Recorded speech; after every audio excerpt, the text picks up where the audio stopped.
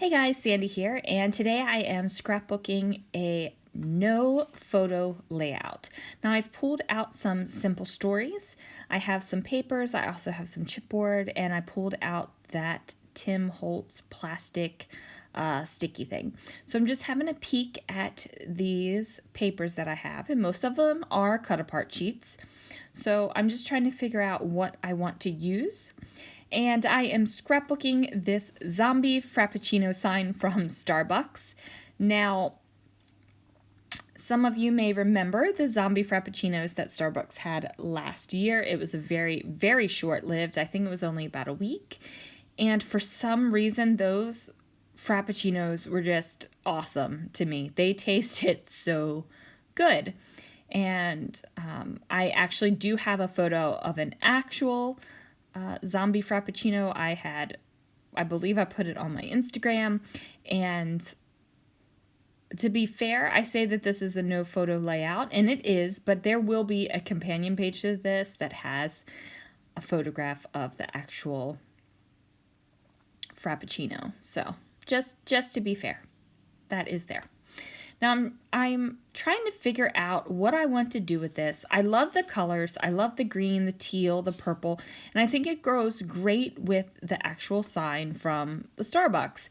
And it's just a matter of figuring out what paper I am going to use to make it work. I really liked this kind of old picket fence border piece, and I trimmed that off and thought I would just do something to cover up the Happy Halloween. But things change. And I really like that little Frankenstein guy. Isn't he adorable? And I'm just trying to figure out what I can cut off, what I can use, what I can make happen. And the good thing about with these cut apart papers are there are a ton of options. So I figured that I could make something happen. And sure enough, I did. Imagine that. I made something happen. Might not have been kind of what I had originally envisioned for this page, but sure enough, it was something that I ended up liking. So that's always a positive note. Now, I thought at first when I had this sign that I was going to do something with a lot of mixed media and have it popped off the page and maybe like do some sort of crepe paper and go that direction with it. And for some reason, I just didn't. It just wasn't working for me that day. Do you ever have that where you have like a vision and then you sit down to scrapbook and you're like, nah, that's not what I want. That is not what I want at all. It is not going to work for me. And that is what happened. Now I am going into my scraps just to see if I have something that might work. And then I'm like, oh, I need to pull in some of this purpley brain color. So it's not an exact match. It is a purple. And this is some 8.5 by 11 vellum that I had purchased when a scrapbook store had gone out of business. And oh man, I miss that scrapbooking store. They had the best all-day crops. 12 hours, you would go and it would be awesome. And it was great. And then she got into beads, so she closed down the scrapbooking store, which was a bummer for all of us. She actually closed it down before, like, scrapbooking fell out of being cool. So I mean, she went out on top, so I guess good for her, maybe. I don't know. So here we go. So I'm just trying to figure out how to make these layers work, how to add some extra fun, making it look like neat. Like I definitely love this little block that says creepy, and the two little eyes are amazing. So I'm like, these need to happen. Like these little guys need to happen on my page. Now I went back into my Simple Stories stash and found this orange polka dot paper, and I decided that I needed something a little bit more neutral for my background. And that might seem weird because a black paper with white text on it does seem like it would be neutral, but it just was, I don't know, it was like it was too dark. It wasn't really working for me. So I really love this little chipboard, this little pumpkin on a stick with the ribbons, and it says "Boo to You."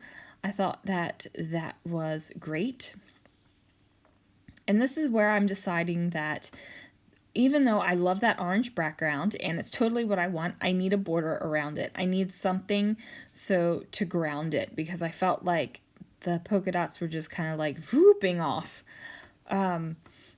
And whooping off is not something you want to do. So I've discovered most recently that I talk in sounds a lot. So especially at work, we have huddles where I get my team together and we go over things and I can share information with them and expectations and that kind of thing. And I found myself talking in noises, and it's amazing because they all understand it. So that's always a positive. So I'm like, we're just going to whoop that out of there, or make it happen, or like, and there's hand motions and stuff too. So you guys can't see those. So you're probably thinking that I've lost my ever-loving mind, but I promise I haven't. Now here, I'm really liking this text print, and I wanted to add it. Now I did not want to have "too cute to spook" on there, just because that wasn't like the feel I was going for. And I figured I could somehow camouflage or cover up the bottom of the speech bubble, which is right there.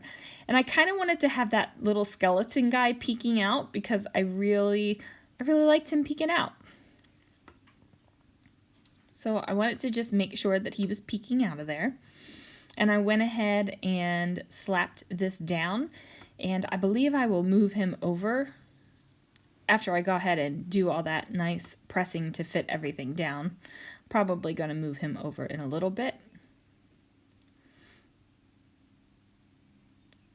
There was a little bit. And then this is where I think, oh, I like these eyes that are looking up like this. And I'm thinking to myself, why couldn't the creepy be on the back of something else? Because I really like those eyes that were looking up. However, these eyes worked fine, and I was over the eyes that were looking up in just a moment, so turned out fine. And this is where I realized that he's kind of like hanging over the edge, and where I want to put him is not going to work, so I need to gently, ever so gently, pull my papers up and scooch them over just a little bit. Not too much, just a little bit. And then I make that happen, and I am cool with it. And I'm thinking there's got to be some other things I can use from this chipboard sheet. And I'm like, do I bring in this purple arrow or no? Because I already have the arrow. So that one goes back. And I'm thinking I really like this stripy arrow. And I think I'm going to drop you right there.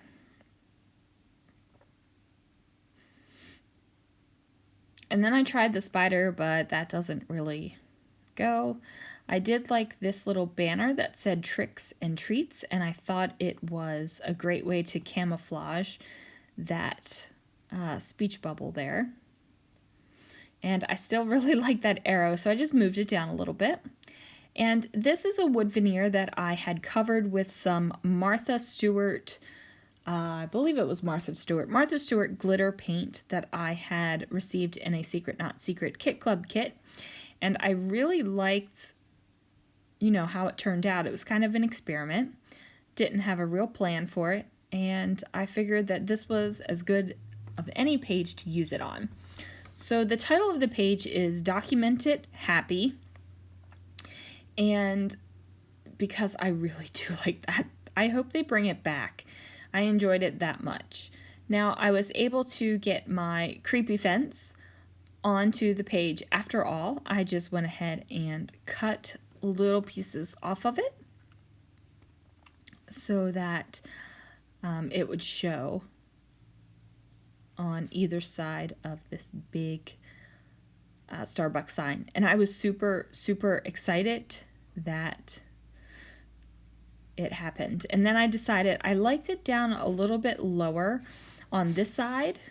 I liked it how it fit with the "Document It," so I just went ahead and place that there. And then that poor arrow, does he not make it? Oh, look at that. That's so sad. He went back on the chipboard sheet. Oh, that's a bummer. Okay, so now I'm pulling out these chipboard stars and I'm just putting them about the page, just giving it a little bit of pizzazz, because I did want a little something. Nothing, you know, super fancy. I mean, I have got glitter words, so I guess I am going a little bit fancier than I originally thought. Just need to add a little bit more adhesive because, as you guys know, for some reason, the adhesive that these companies use just doesn't cut it. And that's a pain in the tuchus, isn't it? All right, got that adhesive down, still adding more. I'm like, can I add any more adhesive? And sure enough, I could. And I just keep going.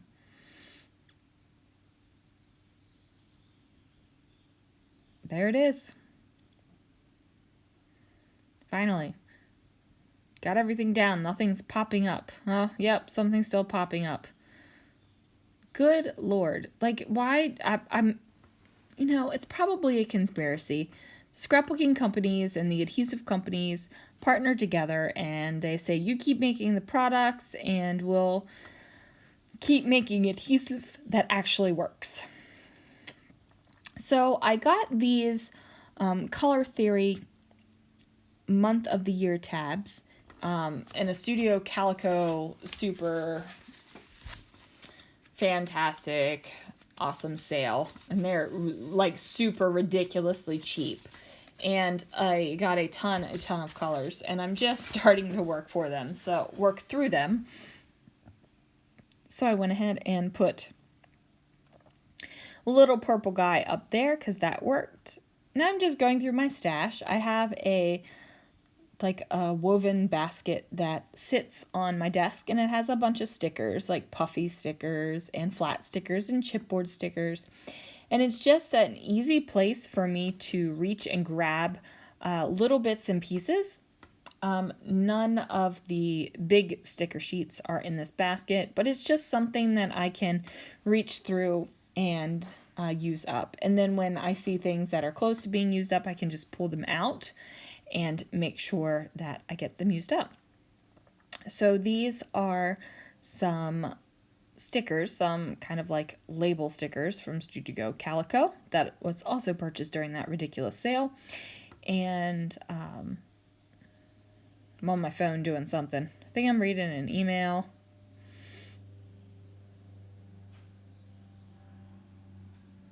What am I doing down there?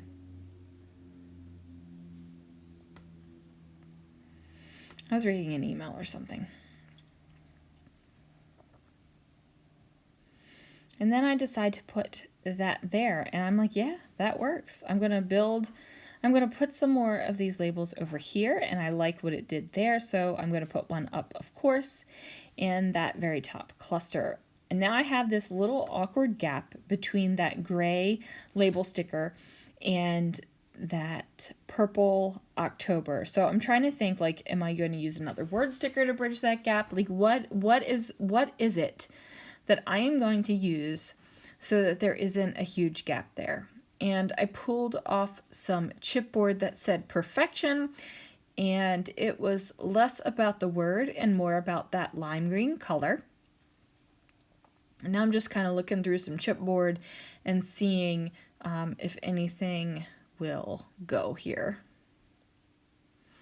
And at first I thought I was going to use that chipboard. I even pulled the big bulk of the chipboard off of the back of it and decided after all not to use that. Like, it wasn't working for me.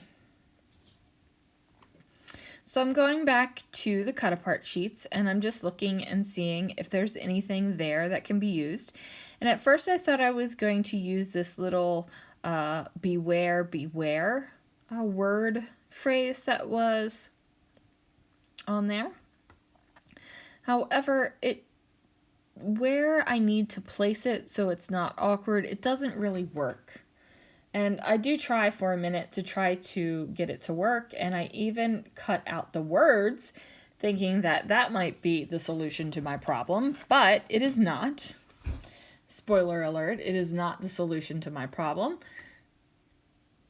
But what is the solution is the black and white striped piece. So that goes ahead and goes there, and it helps with that awkward gap.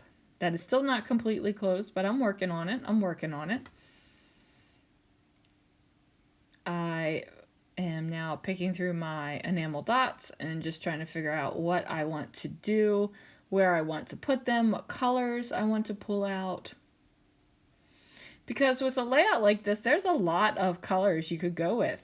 You could go with black, you could go with white, you could go with teal, you could go with purple, you could go with lime green, you could go with orange. You could even like mix it up and add a whole other bright color.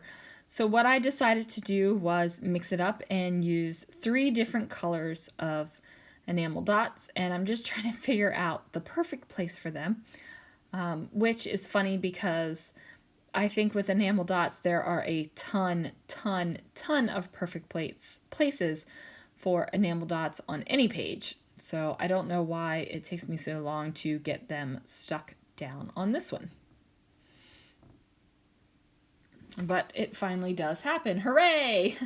And I'm still messing with the enamel dots. Okay, what did I just grab?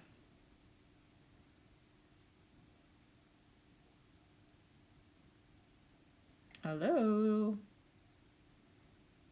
What did I just grab and what am I doing?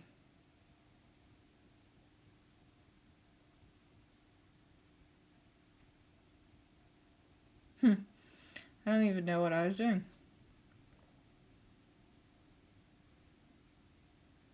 Here I am, touching that awkward space and trying to figure out what in the world I'm going to do to fix that.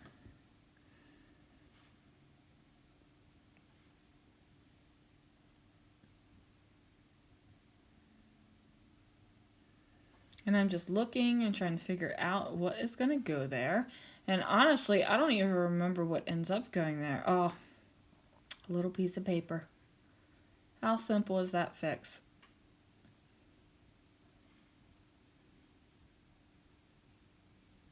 Look how easy that was to fix that awkward gap right there. So what I'm going to do here is put some glossy accents on top of these eyeballs because I want them to look a little creepy, a little bit extra, not so flat. And of course my glossy accents has clogged. So at first I tried to use one of those fancy safety pins and that didn't work. So I eventually have to grab my piercing tool and poke the hole down. And it finally works. And then I'm able to, well, not yet, gotta poke it one more time. And then once that happens, I am finally able to go ahead and place that glossy accent on top of the eyeballs. Now, I did toy with the idea of throwing some splatters on this page, but in the end, I thought that it didn't need it, and I just decided not to do it. And I guess that's all that really matters, huh? So I believe that we are coming to the end of this page. I don't think I have done anything else to it besides this. So I'm looking at it. It's making me happy. Oh, I missed a little bit when I brought it up, so that's why I had to do that. All right, guys, here is my layout with no photos whatsoever, just a huge piece of memorabilia, and I will see you guys in the next video. Thanks for watching.